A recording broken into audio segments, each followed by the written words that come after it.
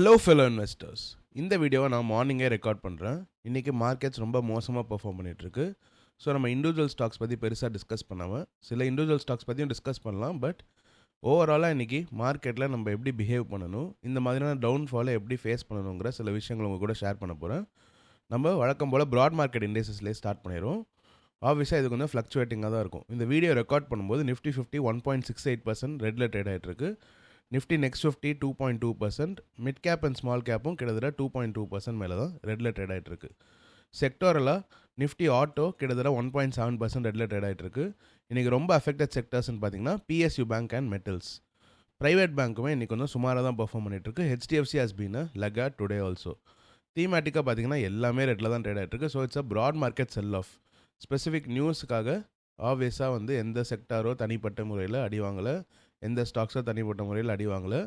ஓவராலாக it has been a broad market sell off. Fear has loomed all over அஸ்ங்கிறத மட்டும் நம்ம புரிஞ்சுக்கலாம். எல்லாமே விழுந்துட்டுருக்கு. நிஃப்டி 50யோட ஹீட் மேப் பார்த்தீங்கன்னா ஆப்வியஸாக ஓஎன்ஜிசியில் க்ரீன் இருக்கும், ஏன்னா ஆயில் ப்ரைஸஸ் ஷூட் அப் ஆயிருக்கு. மற்ற எல்லாமே ரெட்டில் தான் ட்ரேட் ஆகிட்டு இருக்கு. ஐடி செக்டர்ஸ் ரிலேட்டிவ்லி பெட்டராக பெர்ஃபார்ம் பண்ணிட்டு இருக்காங்க, possibly due to a dollar strengthening. Nifty 500 index எடுத்து பார்ப்போம். சிவப்பு தான் நம்ம கண்ணு ஃபுல்லாக தெரியுது. இந்த மாதிரியான டைமில் தான் கண்டிப்பாக மார்க்கெட்டில் நிறைய ஆப்பர்ச்சுனிட்டிஸ் ஓப்பன் அப் ஆகும். Indian rupee open at record lows 93.8 rupees against the US டாலரில் ட்ரேட் ஆகிட்டு இருக்கு. Indian rupee is definitely going to hit 100 pretty soonங்கிற மாதிரி எல்லாருமே ஆல்ரெடி பேச ஆரம்பிச்சிட்டாங்க. ஸ்டேபிள் கரன்சி இருக்கிற இடத்துல மட்டும்தான் ஆப்வியஸாக ஃபாரின் இன்வெஸ்டர்ஸ் வருவாங்க. ஸோ இந்தியன் ருப்பி வீக்கன் ஆகுதோ ஸ்ட்ரென்தன் ஆகுதோ ஒரு பாயிண்டில் அது கன்சாலிடேட் ஆகும்போது மட்டும்தான் ஃபாரின் இன்வெஸ்டர்ஸ் மறுபடியும் உள்ளே வருவாங்க.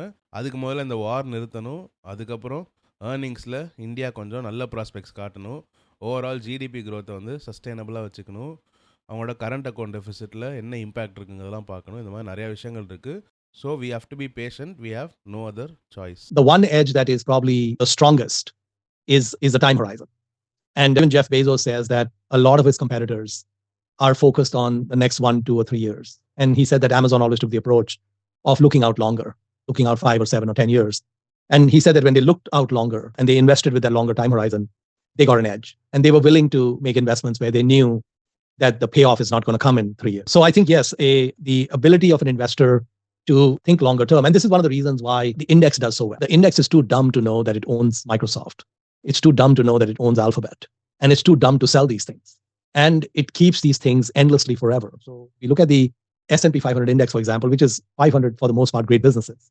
And every year they might take 1 or 2 businesses out and replace them with 1 or 2 new ones. But usually the ones they take out are not the ones that are climbing. Like recently they removed General Electric from the Dow Industrial Average. And if you look at the Dow Jones Industrial Average over time, in general, you get rising stars going in, and you get kind of companies that are kind of long in the tooth and have passed their prime being taken out. The S&P 500 will hold an Apple or a Microsoft or a Amazon or Alphabet for 20 years, 30 years. And that type of holding period on these great businesses can be a great edge.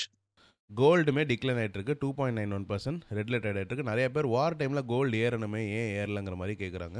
Gold already ஒரு beautiful run அப் கொடுத்துச்சு. இதை நம்ம நிறையா வாட்டி discuss பண்ணியிருக்கோம். அது மட்டும் இல்லாமல் ஆயிலும் கோல்டும் எப்போவுமே இன்வெர்ஸாக தான் ட்ரேட் ஆகிட்டு இருக்கும். ஏன்னா oil prices shoot up, everything ஃபால்ஸுங்கிறத நம்ம புரிஞ்சுக்கணும். இது ஆல்ரெடி நம்ம இந்தியன் ருப்பியோட ஒரு கோரிலேஷன் பண்ணி பார்த்துருந்தோம். கோல்டுக்கும் கிட்டத்தட்ட அதே மாதிரி தான்.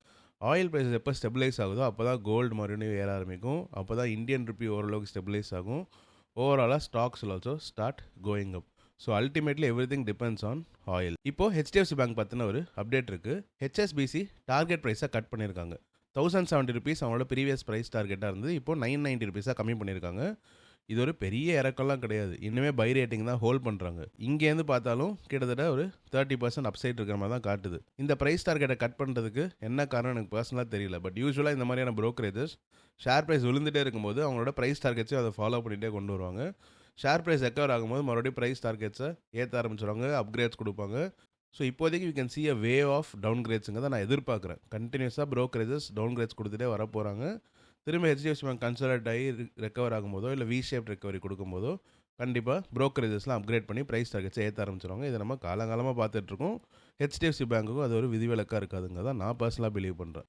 ஸோ இனி மார்க்கெட்டில் எப்படி பிஹேவ் பண்ணணுங்கிறத பற்றி நான் மேலோட்டமாக டிஸ்கஸ் பண்ணுறேன். நம்மக்கிட்ட கேஷ் இருந்தால் கண்டிப்பாக வாங்கணும். For example you have 1 lakh in your hand.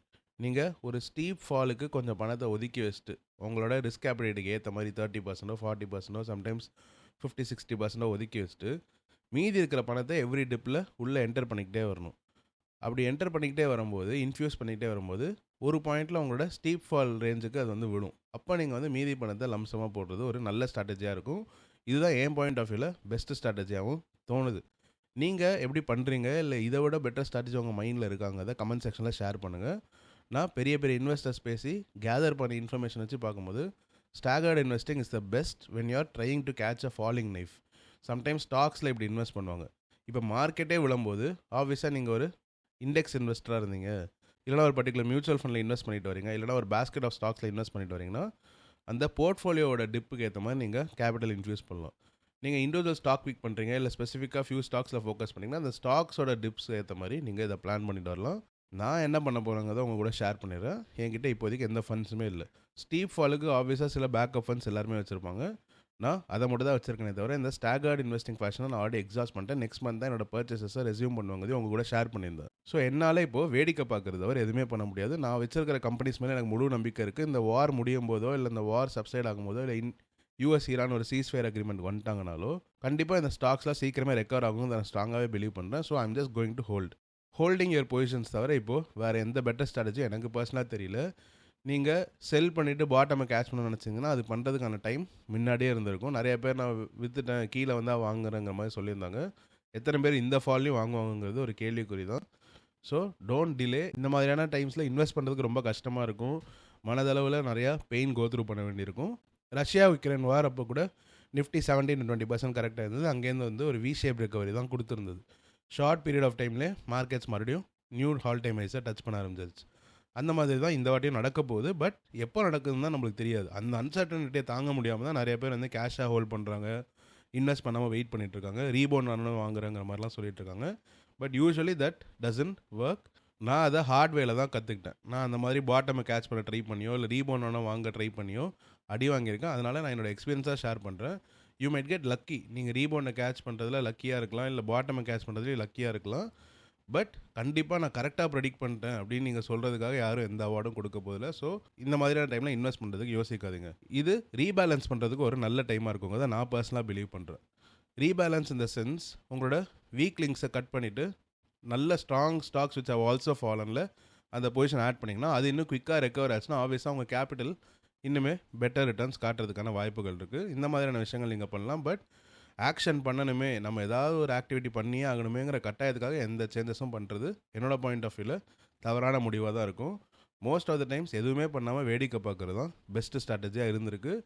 Through out history நீங்கள் பெரிய பெரிய இன்வெஸ்டர்ஸ் சொல்கிறத கேட்டு பார்த்தாலும் அவங்க அதை தான் சொல்லுவாங்க. ஸோ நீங்கள் என்ன பண்ணிகிட்ருக்கீங்க, ஹவ் ஆர் யூ ஹோல்டிங் அப்புங்கிறத கமெண்ட் செக்ஷனில் ஷேர் பண்ணுங்கள். இன்றைக்கி எதாவது வாங்குனீங்களா, இல்லை வெறும் வேடிக்கை தான் பார்க்குறீங்களா, என்ன மாதிரி இந்த மாதிரியான விஷயங்கள்லாம் கமெண்ட் செக்ஷனில் ஷேர் பண்ணுங்கள். மற்றவங்க கமெண்ட் செக்ஷன் படிக்கிறதுக்கும் ஹெல்ப்ஃபுல்லாக இருக்கும். இந்த மாதிரியான டைமில் நிறைய பேர் ஃபியரில் இருக்க வாய்ப்பு இருக்குது, பேனிக் மோடில் இருக்க வாய்ப்பு இருக்குது. ஸோ அவங்கள இன்ஸ்டிகேட் பண்ணுற மாதிரியான நெகட்டிவ் கமெண்ட்ஸ் அவாய்ட் பண்ணுங்கள். பிகாஸ் நம்மள மாதிரியே எல்லாரும் இருக்க மாட்டாங்க. சில பேர் ஃப்ராஜைலாக இருக்கலாம். நம்ம கமெண்ட்ஸை பார்த்து சில பேர் இன்ஃப்ளூயன்ஸ் ஆகிறவங்க இருப்பாங்க. So please be responsible while you are commenting. இந்த வீடியோ உங்களுக்கு யூஸ்ஃபுல்லாக இருக்கும்னு நம்புகிறேன். இந்த வீடியோ உங்களுக்கு யூஸ்ஃபுல்லாக இருந்ததுன்னா லைக் பண்ணுங்கள், ஷேர் பண்ணுங்கள், இந்த சேனலுக்கு சப்ஸ்கிரைப் பண்ணி என்னை சப்போர்ட் பண்ணுங்கள். Thank you so much.